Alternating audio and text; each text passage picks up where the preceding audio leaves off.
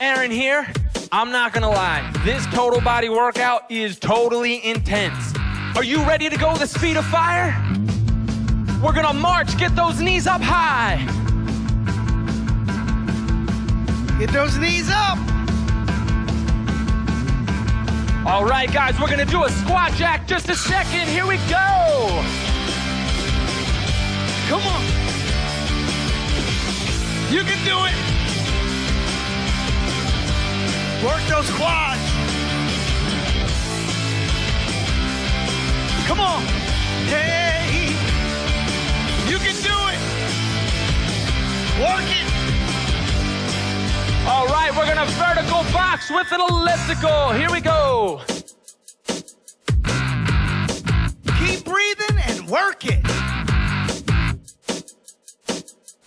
Opposite arm, opposite leg. Couple more, keep it going. You got this. There's no stopping now. All right, back into squat jacks. Hey, come on. You can do it. You can do it. Come on. Hey, work those quads. Come on. You can do it.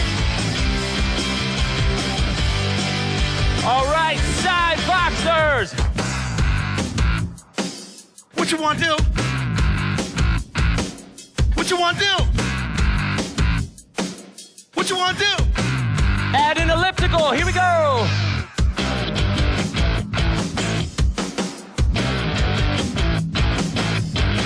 Come on.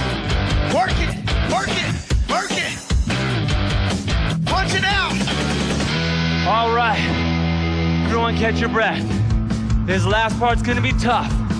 I need you to breathe deep. All right, deep breath in and out. All right, let's get ready for squat jack jumps. Feet out, in, up. If this is too tough, look at my buddy David and touch the sky.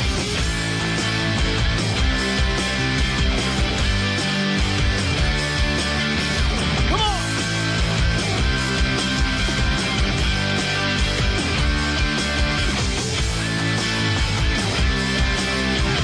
Here we go. Touch the sky. You can do it. Feel the burn.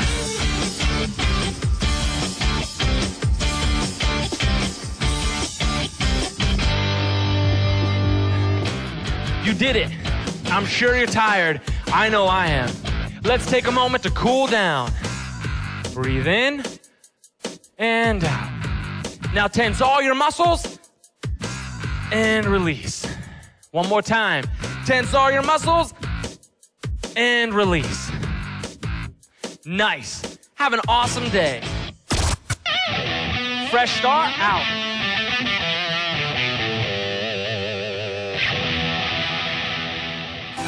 Want to go full Go Noodle? Then click here and create a free account. We've got hours and hours and hours and hours of indoor recess and Fresh Start Fitness waiting for you.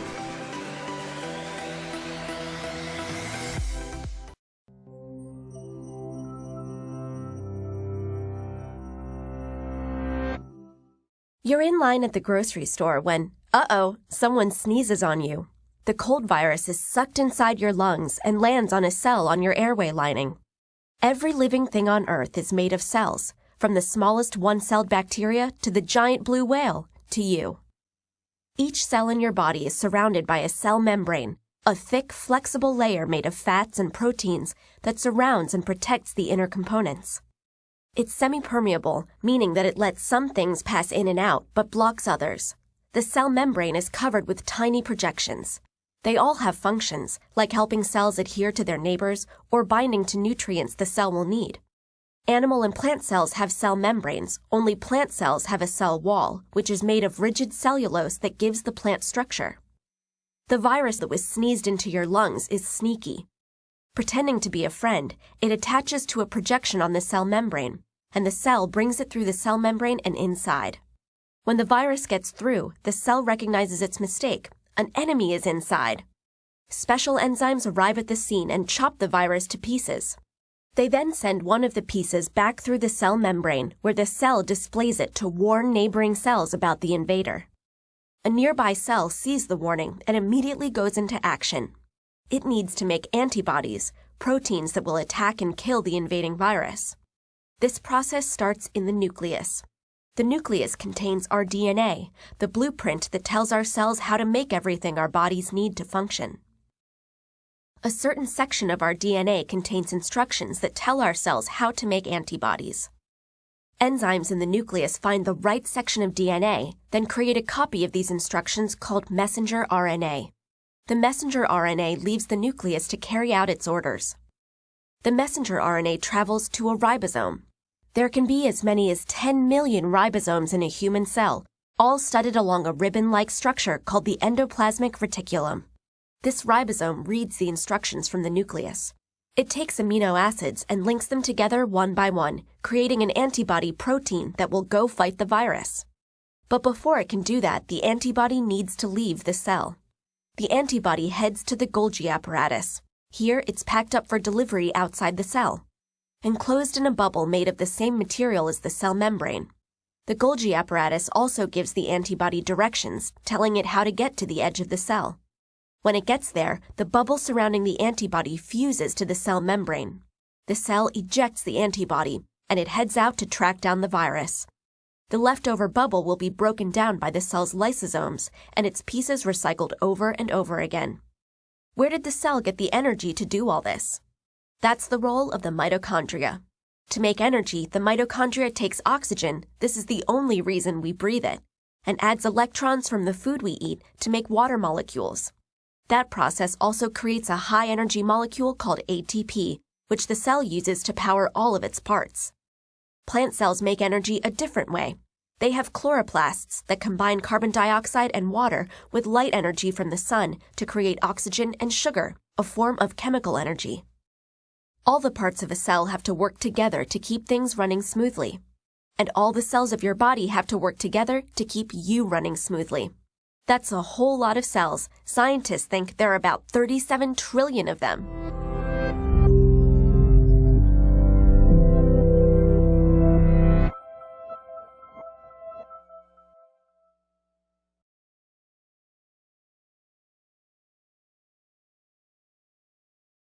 This episode of SciShow Kids is brought to you by Child and Teen Checkups. Every kid needs a checkup at least once a year. If you live in Minnesota, Child and Teen Checkups can help. Learn more at getctc.com.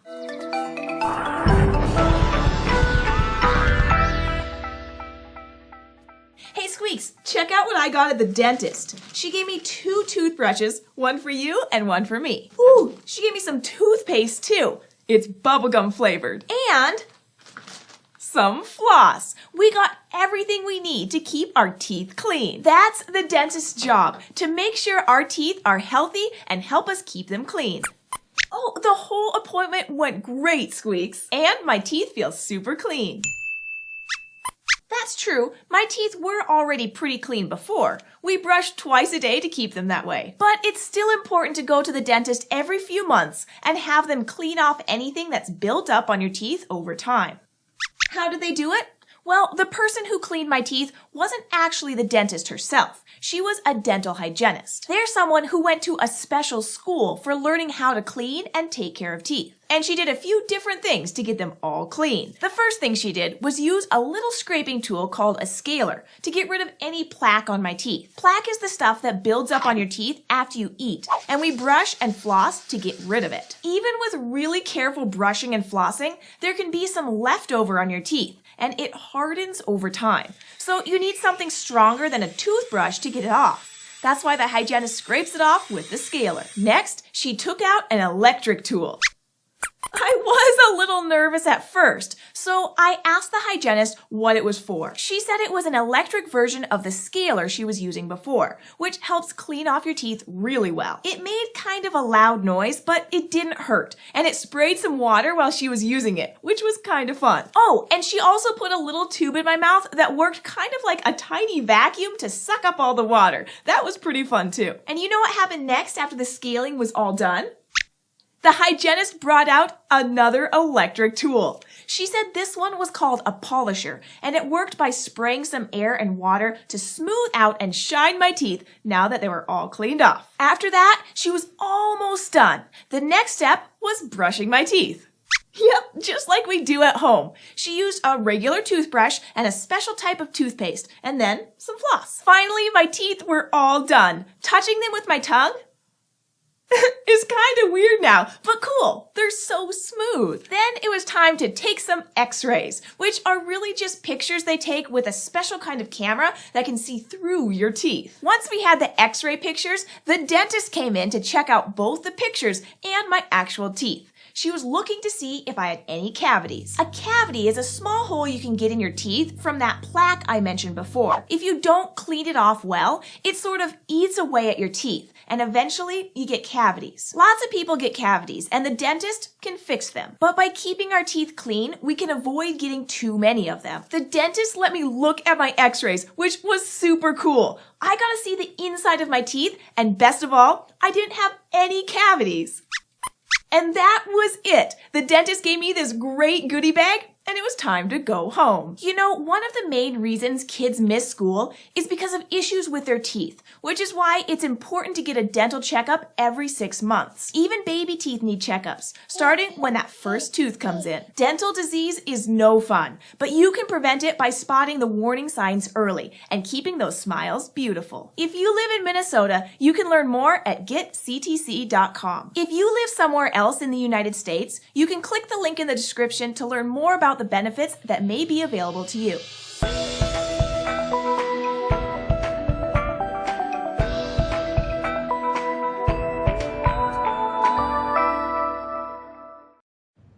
So, you know how to search for jobs online. What you might not know is that there are ways to make it even easier. These search hacks can help you find exactly what you're looking for on Indeed.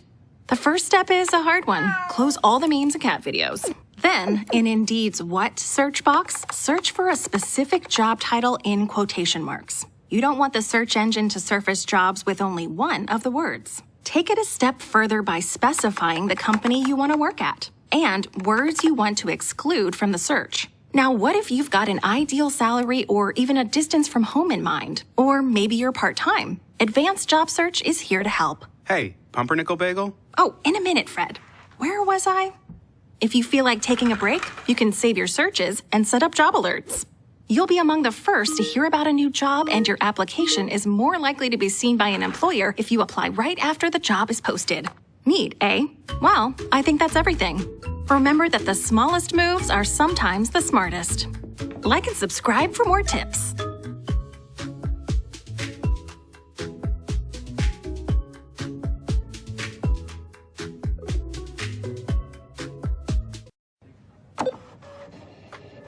This is my resume, and here's its best friend, the one-page cover letter, aka its wingman. Together they work wonders, because what the cover letter does is set up the resume by highlighting what makes you a great fit for the job.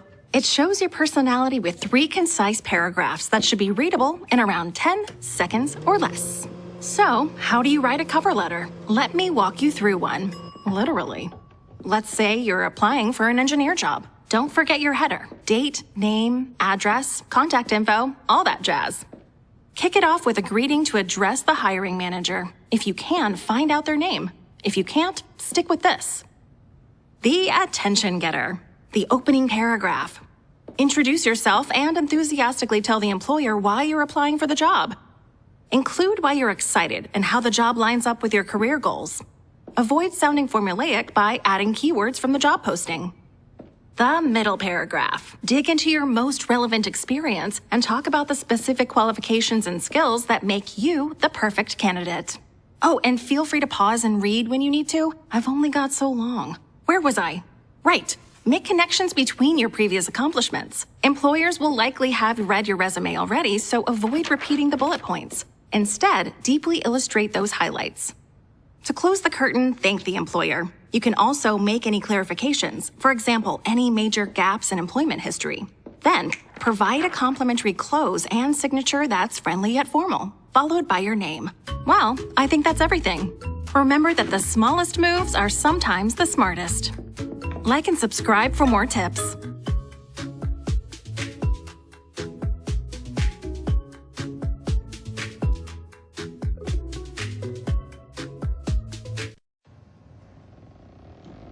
Skills.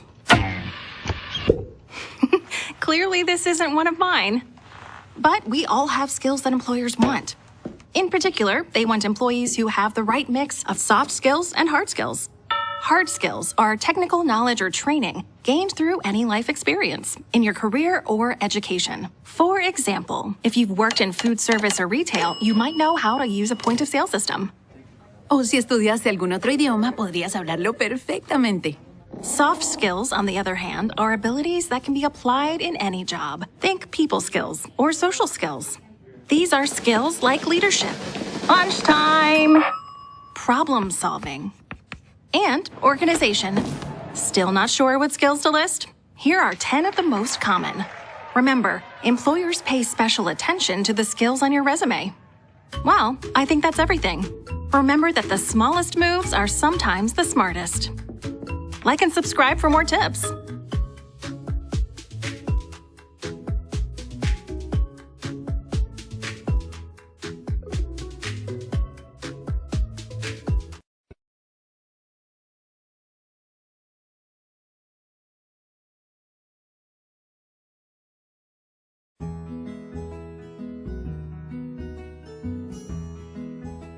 The law says that people with disabilities have the same rights as everyone else. People with disabilities also have other rights. These include 1. My right to a private life. Everyone needs to be alone sometimes. That is especially important when using the toilet, on the phone, or just when I want to be by myself. My bedroom is private. You need to ask me before you come in. My mail, emails, and text messages are private. I should be able to use a phone privately as long as I pay for it. My things are mine. I can keep them locked up and have the key if I want to, and get help to do this if I need it.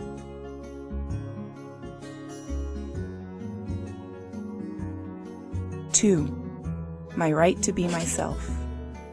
I can set goals for myself and expect help to achieve those goals. I can go to any church that I want to. People should treat me properly, with respect, and think about what I want. I am a person and should not be treated as a label or group. Everyone should be treated equally and fairly for services, whoever they are.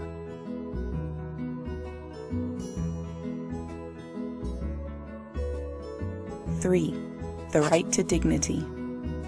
I should be kept safe and treated well. No one should have research or testing done on them. Research must follow the proper rules.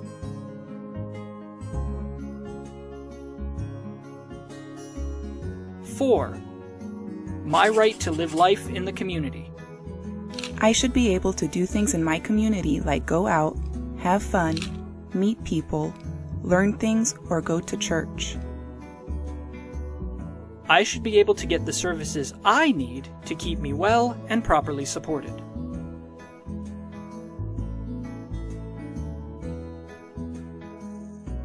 Five, my right to choose.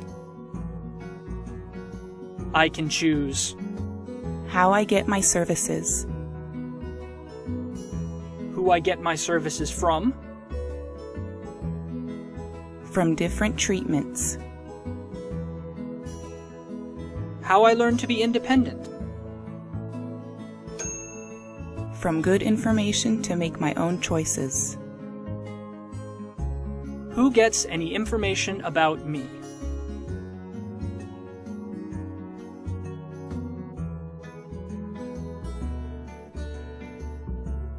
6.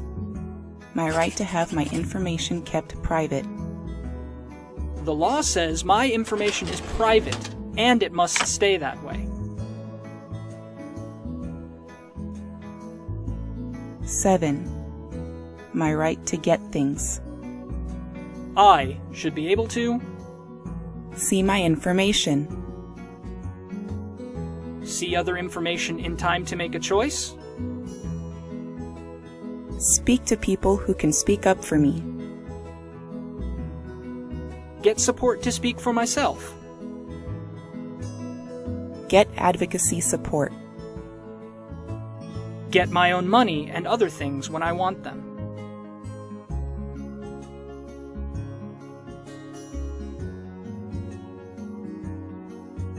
Eight.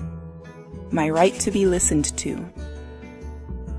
You should listen to any complaints I have and make sure they are looked into and sorted out quickly. If I don't agree with something, I can say so and have it looked at again. I can have a lawyer or someone else to speak up for me, as long as I pay for them myself.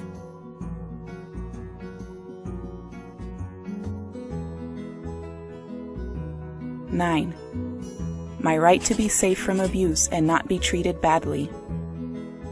No one should abuse or hurt me in any way. This includes not hitting me,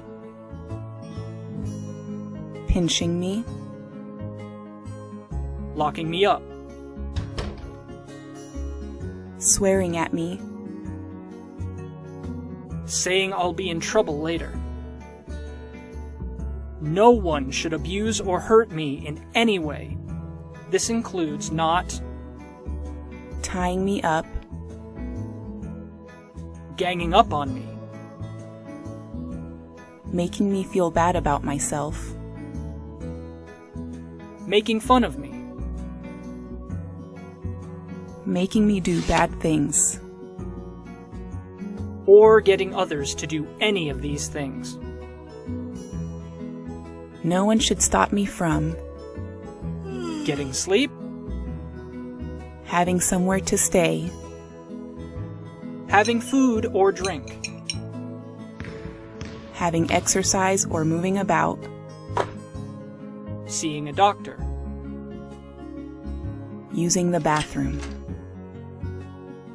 No one should make me work for free, unless I say I want to volunteer, that is doing work for free in the community.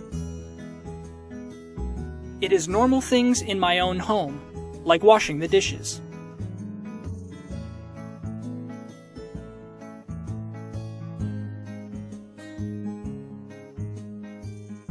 IPMG case managers advocate for the rights of people with disabilities and check to make sure they get these rights.